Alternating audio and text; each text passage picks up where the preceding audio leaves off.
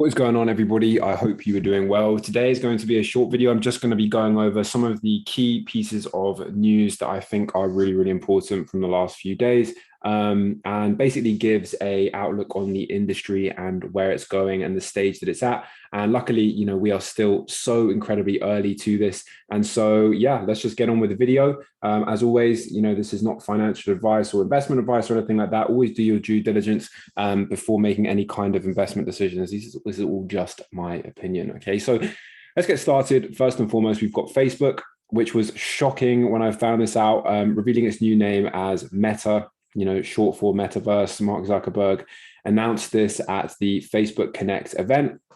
Now, some of the awesome things that are going to be coming with that, we've got the Horizon Home. So this is combining it with Oculus. Facebook owns Oculus, the virtual reality company. And we can see right here, if we watch this video right here. Okay, so someone puts on their Oculus, they plummeted into the digital world. They can communicate with other people in real life within the digital world in a 3D format. We can see right here, Oculus Dave invited you to a party in their home. So again, it's bridging that gap between real life and the virtual world, which is the next logical step, if you think about it, from nothing to social media to now this. Okay, and so this is a very, very important announcement and lots of innovation coming here. Facebook have hired 10,000 employees to start building this out. And that is a hell of a lot of resources that Facebook is pumping into this. And the fact they've changed their whole company name should tell you something, considering the fact that this is, I believe, somewhere in the region of the upper end of $800 billion valuation. That's absolutely insane. And the fact they've changed their name around this should give you an insight into the real value of the crypto gaming as a whole, which is also emphasized by this next piece of news, which is Ubisoft will seek to invest in and create blockchain games. Now, Ubisoft is one of the world's largest video game companies. And so the fact that it's investing in all of these in crypto gaming is just another thing that builds a picture of what the industry is looking like. And that picture reads very, very simply that crypto gaming is going to absolutely explode. And it's all leading towards in my opinion, and a lot of other people's opinions, a 2022 crypto gaming bull run, like we've seen in Bitcoin this year and a lot of altcoins as well. I believe that crypto gaming is going to absolutely explode next year. Everything at the moment that's coming out is pointing towards that. And as time goes on, especially over the last couple of months, like so many different things, all of the stars have started aligning and pointing towards crypto gaming being the next thing. Now, I've only been learning about crypto for a few months, so I'm not going to sit here and be like, oh, it's been doing it for years and it's all been building up, because I just don't know. But I would not be surprised at all if people were, massively seeing this. And obviously a lot of people were, hence the development of, games like Decentraland, which have been around for, I think 4 or 5 years now. Anyway, so the next thing is not directly related to crypto gaming, but it's MasterCard is preparing its infrastructure for the development of CBDCs. Now, that is central bank digital currencies.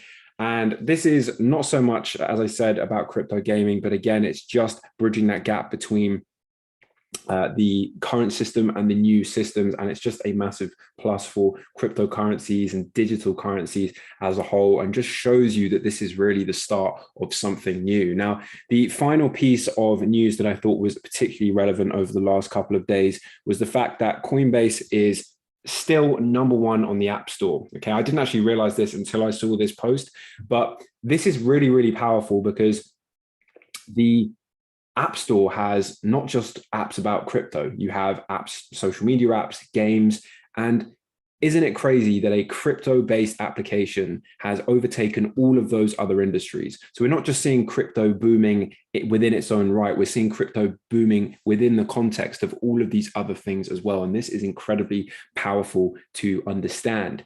Now, also keep in mind that Coinbase has 68 million users, which they are going to be bringing to the NFT space when they release their NFT marketplace. That's going to be absolutely insane as well. It's all bringing these things into mainstream adoption. Play to earn, having NFTs within video games in particular, it's all pointing towards a bull run when it comes to 2022 and beyond, to be honest. And so when I'm looking and making my investment decisions, the two categories, NFT and play to earn, will be the areas that I I'm mostly looking at. And obviously, the safest bets, as always, relatively speaking, are going to be the top 10 in these categories, top 5, top 10, because they're the most established. They have the most information out about them. The Sandbox, for example, there's so much information. They also have a game before the blockchain, that was released in 2020 and 2012, sorry. And so there's a lot of different piece of elements. They've got gameplay. They've already got game builders that you can use and all that sort of stuff. Their NFT marketplace is live. All of these other things that are very, very important. Whereas if you go to, a game that's right at the bottom of this list, chances are they haven't even got some gameplay out. They may have a tiny bit of art out there and, a rough roadmap, but, you're going to get more into the scam, higher risk territory the lower down you go. But generally speaking, these top level players, these are going to be the ones that will accelerate a hell of a lot, in my opinion. And you're also going to get quite a few from these lower areas here that are just going to suddenly boom. Because ultimately, if you have got a game like, I guess you could say Axie Infinity, if you didn't have that play to earn feature, I doubt anywhere near the amount of people would be playing it.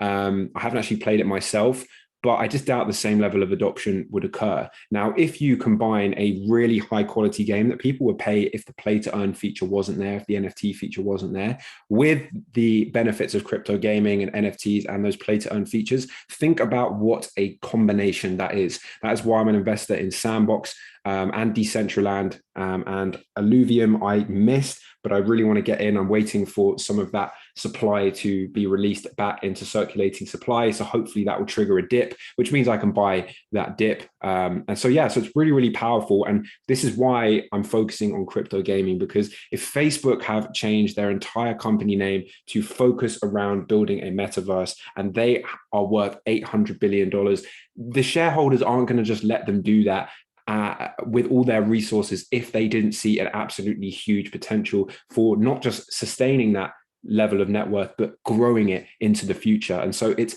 absolutely huge information. It's such an incredible time to be involved. Now, if you'd like to see a video on any one of these and me digesting or analyzing each and every single one of these, then I'm more than happy to do that. I'm going to kind of do that in a series anyway. But if there's anyone you particularly want me to analyze or just something else you'd like to see a video on, let me know in the comment section below. I appreciate each and every single one of you. If you have any other questions, drop them in the comments below, or any criticism, anything like that, drop them in the comments below. And there was something else I was going to say. Drop a like on the video if you enjoyed. I think I already said that, or whatever. All right, guys, that's it. I hope you have an amazing rest of your day, and I'll speak to you very, very soon.